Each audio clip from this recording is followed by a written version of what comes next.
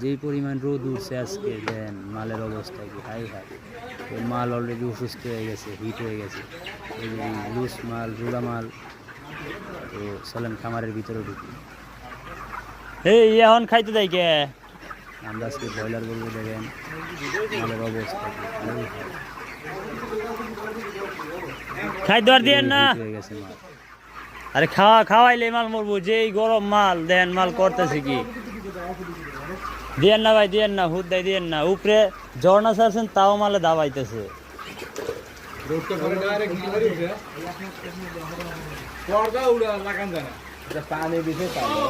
হ্যাঁ ঝর্ণা ছাড়ছে, দেখ মাল কি করতেছে।